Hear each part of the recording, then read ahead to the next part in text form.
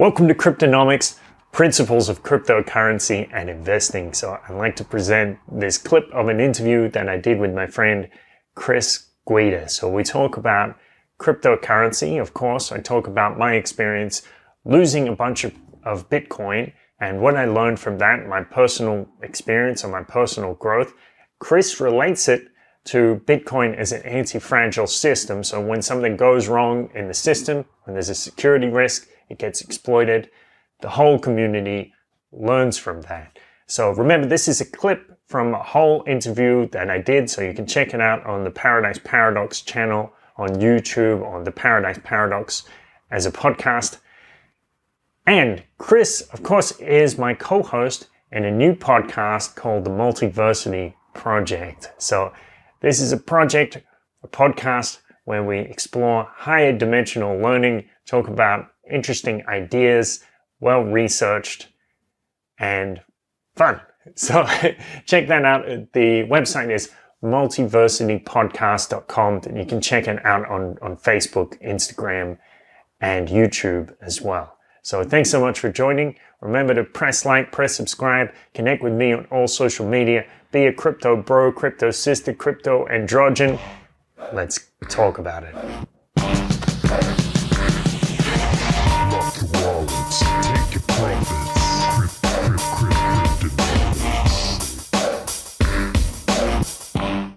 There was this thing that happened to me. I lost quite a lot of Bitcoin at one point because I used this exchange, which I hadn't used before. And it turns out they either weren't as competent or weren't as trustworthy as I thought. And I wasn't very careful about it. It's called Blue Trade. It's a Brazilian exchange, and I don't recommend it. I did eventually get my money back. It was worth more than it was when I lost it, so no complaints. Anyway. Oh, great. Yeah. So the thing that happened is very, very strange. Like I lost the money. I also, around that time, I had my phone stolen, and I had a deal go south where I was trying to buy a laptop and it didn't come through, and I lost money on that too. And then one night I had this vision. I was about to go to sleep, and I saw this white robed figure come to me, and a masculine figure, and he was like, "Hey, listen, don't worry about anything. We're in control of this. We've been manipulating things, actually, so you lose things.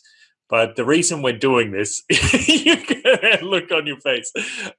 He said the reason we're doing this is just so you can learn more about stuff. So don't worry too much, and it'll make sense.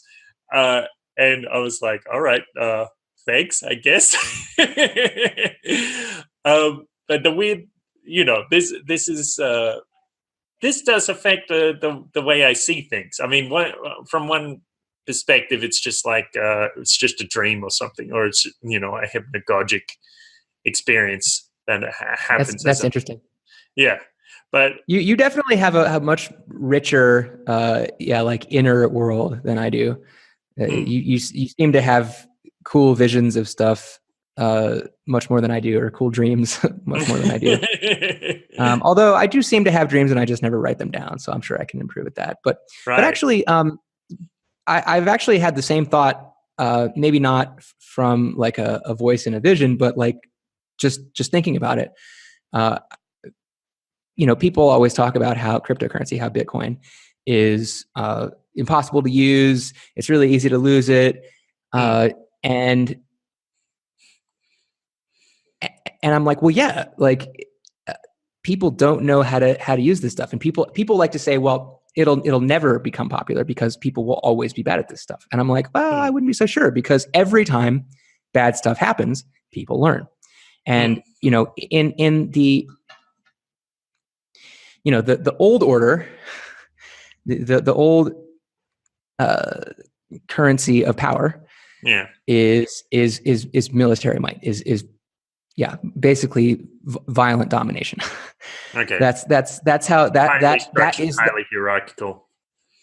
Yeah, that is the force that has shaped the world into what it is now, and the economics surrounding violence, basically.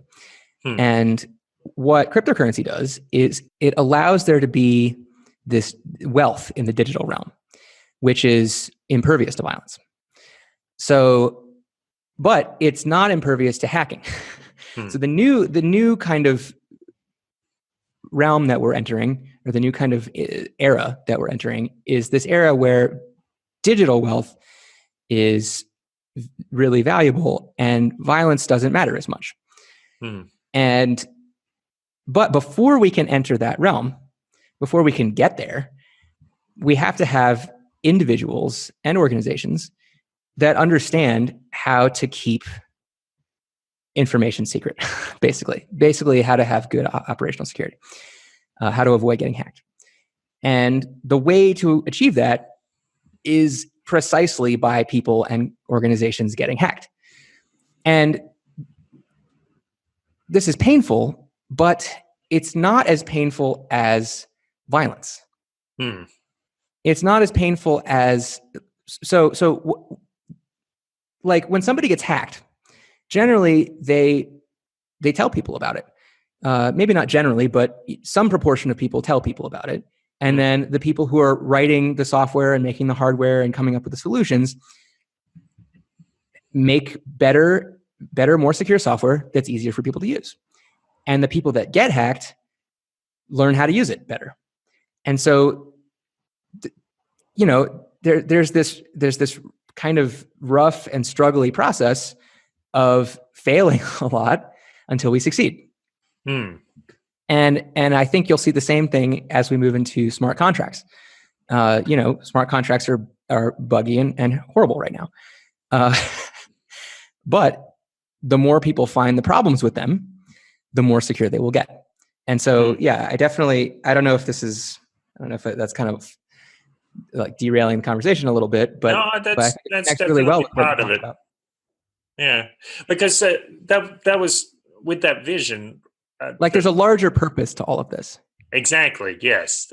So part of the lesson for me was that I should take more care of the things, or that is that I should use the things that are being given to me. So I shouldn't just hoard my wealth, but I should use it for something that helps me be happy and helps other people around me be happy, that enriches our lives.